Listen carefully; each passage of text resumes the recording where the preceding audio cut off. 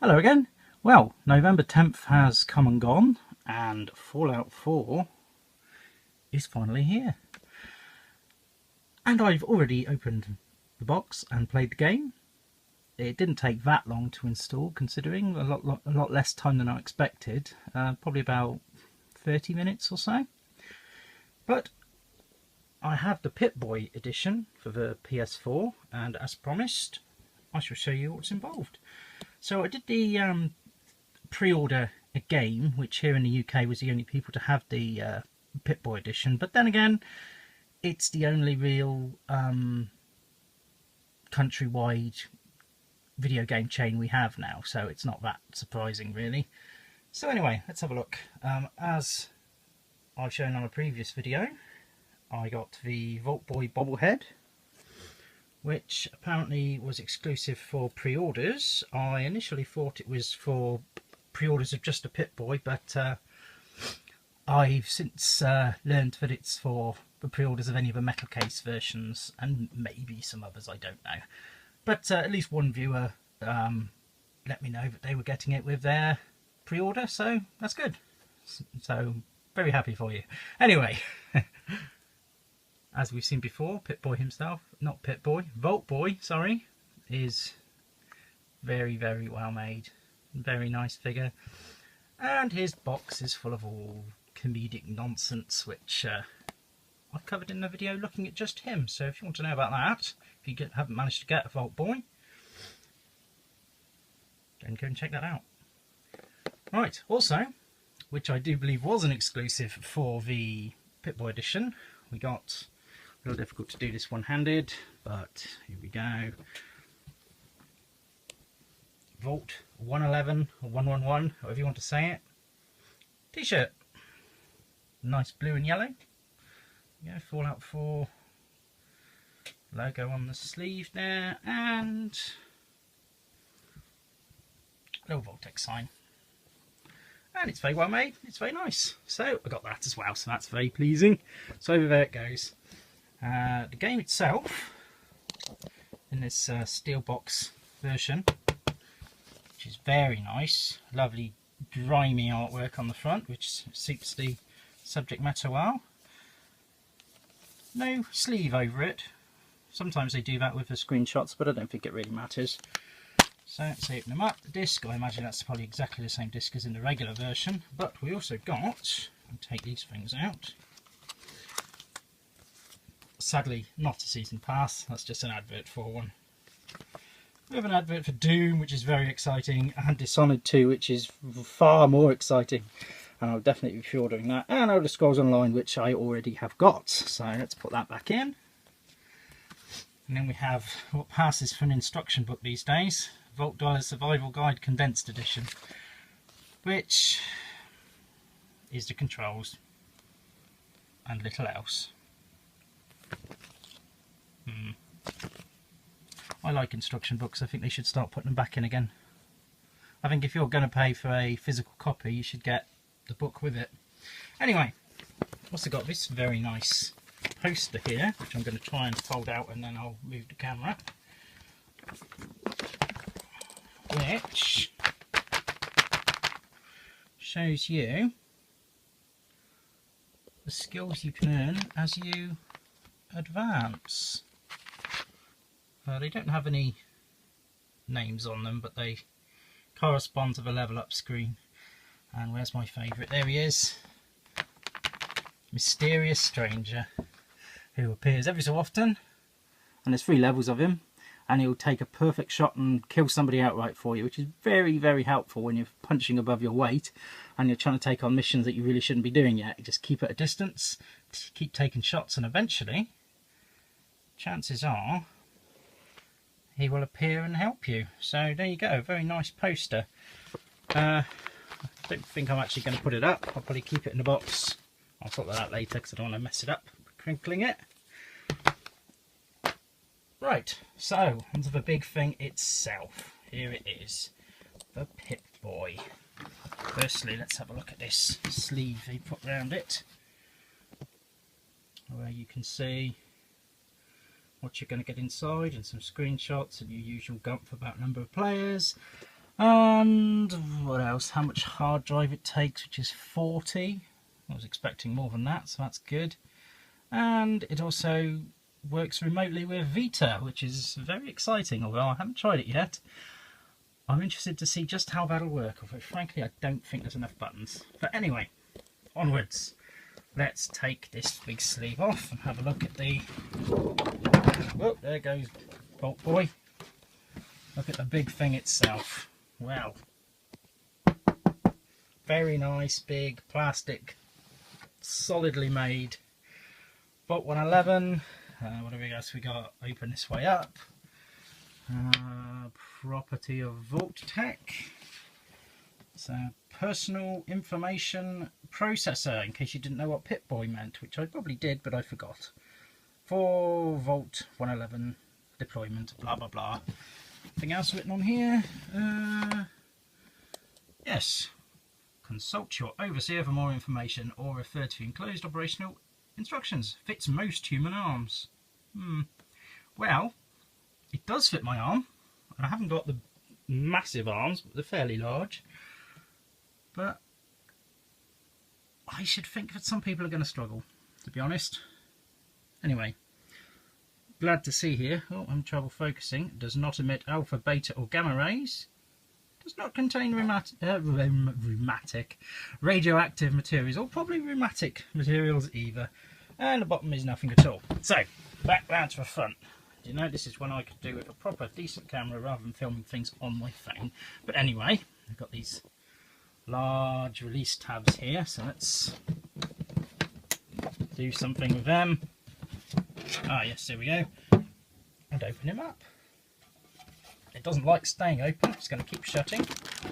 So inside you get a little bag full of various foam pieces here. Now the purpose for these is so that you can download the app and put your phone in, whatever kind of phone you have, as long as it's not too antiquated. There's lots of possibilities here. I have the iPhone 5 and it's perfectly happy with that. I think it's a 5, I don't even know. It worked anyway. And then these front plates to black out the rest of the screen to make it the right aspect ratio to match the game. So what else do we have? Clunk. We have this, which I like a lot. Pip-boy operational instructions. This is just packed with cool stuff, artwork, funny stuff, how to use it with various different phones, nice pictures, and it's just really, really nicely done. I must say I love the artwork in Fallout. Little cartoon style they use, and they're very retro, very, very cool. So there's the instructions for it. So where's the Pip-boy itself? Let's get it out. It's quite large and it has a stand. And if we have a peek in here, you can see there's lots of foam to protect it, so it's not going to come to any harm, which it didn't. It arrived in perfect condition. Here is the base. The nice, I think it's metal. It's a metal sticker on it. It's very nice anyway. Pip-boy model 3000 Mark IV, manufactured by Robco Industries for distribution by Vault-Tec Corp, not for civilian use. Robco. And that is that. And here is the beast. There we go. That is very, very pretty thing in an ugly kind of way. Got the connector which you power it up with in the game. It's got all the little dials and things that are meant to move do, and they're nice and clicky. The RADS meter just is printed, doesn't do anything. In the radio, got a little tuning knob, and then on this side another nice clicky dial. And inside, well, I'll open it up and you can see. Just have to you peek at that stand for a moment while I wrestle this thing open. Right, here we go. Right, inside we've got this sort of, I think it's supposed to be leather, but it's foam, and to be honest, not amazing, but it does the job. And a very good Velcro strap. So this is going to be difficult one-handed, but I'll give it a go. Just for now, let's just crush that down like so. And you can see here, got a really good metal latch to close it. So yeah, it sits relatively comfortably on the arm, but it is of course very large. It comes with this little printed sheet here, so if you have it on your shelf, it can just look nice. But people want to use a Pip-boy as a Pip-boy, so let's turn it on. So that lights up, and that lights up. And then you stick your phone in, and you can use the app to navigate the menus and so on, and it's a bit awkward, to be honest. I tried it with and without this thing, with the app, and it's just sort of cumbersome, really. It should take you more into the game, but it doesn't. It takes you out, because you have to keep stopping and looking away at this thing, and I find I kept bashing my nail on the outside when I was trying to press the buttons, because the symbols were so close to the outside of the well, it was actually this on the protective thing, so it just felt really awkward. Now, I had convinced myself that this thing was actually going to work, and I was going to be able to turn this and cycle through on the screen and tune the radio and all the rest of it, but that is not the case. But I can't blame where is it, Bethesda, for that. That's my fault for not reading it properly. So yeah, it is very well made. I can't close it now. There we go. And if we put it back over here, figure out where the holes are. Come on, in you go. There. And if we zoom back a little way, it sits nicely on its stand. Now, I'm a bit stuck for shelf space, as you can see. But I am going to find somewhere for this, because I think something this nice needs to be on display to remind me how much I love Fallout. So onto the game itself. I've played it for a little bit. There's the box gone. Here it is. I say a little bit, I was up till about 4:30, 5 o'clock this morning playing it. And so far I'm very impressed. Considering how riddled with bugs New Vegas was, I was a little bit dubious. But so far I've had it stall very slightly on one occasion, where after about 10 seconds it loaded properly. That was fine. And it's been a little bit unfair. When you die going through a door, it kept depositing me on a grenade. But eventually I managed to get the timing right to jump at just the right moment and take maybe 95% of a blast and then heal, and I managed to survive. But you can always go back and choose an earlier save game, so that's that, really. Soundtrack, as always, with Fallout is amazing, although I'm a little surprised that they're reusing some of the music, although it's not terrible.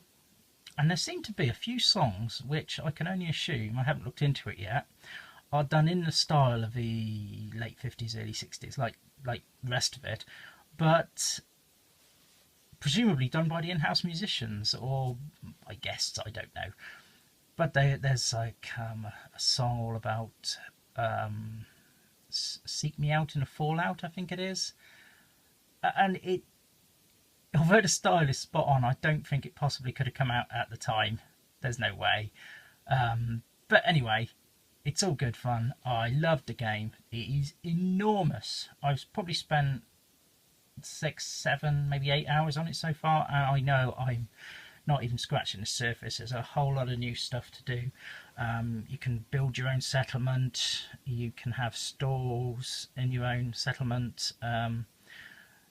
It kind of got that almost Minecraft thing about it, where you can choose like say a metal corridor, and you can put that on, and then you can add like a metal corner at the end, and rooms of various sizes. You can go up different floors, and I assume you can put staircases, but I haven't seen them. And you set a radio tower, all sorts of things. As I say, everyone's new to this, I'm new to this, but so far very, very, very good.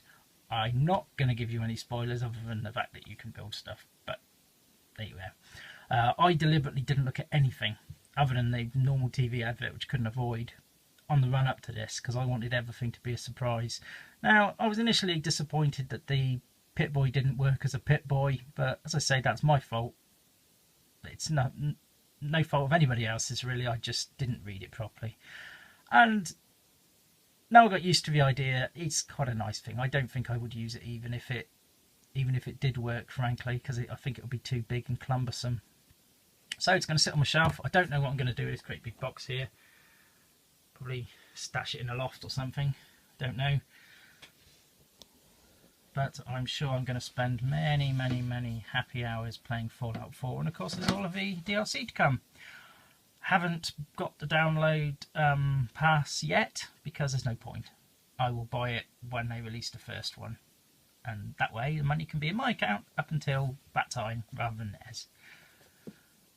So, yeah. I'll say I pre-ordered this, cost £100. I suppose the game's probably 50, 55, though I never pay more than 50 for a game. I don't normally pay anywhere near 50 for a game.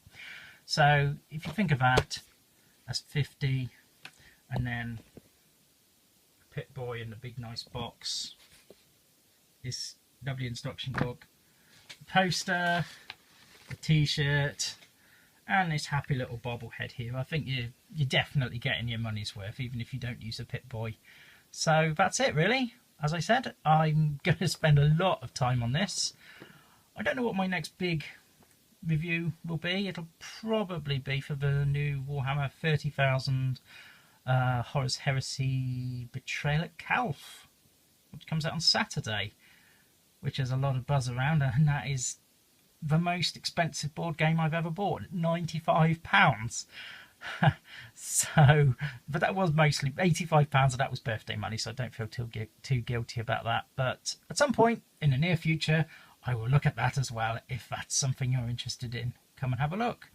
I'm going to continue doing a little bit of video game stuff here and there, puzzles, board games, card games, just anything I find interesting, really. So if that's the sort of thing you like, and you'd like to see more interesting stuff, then subscribe and like if you like, and I hope to see you again. Goodbye.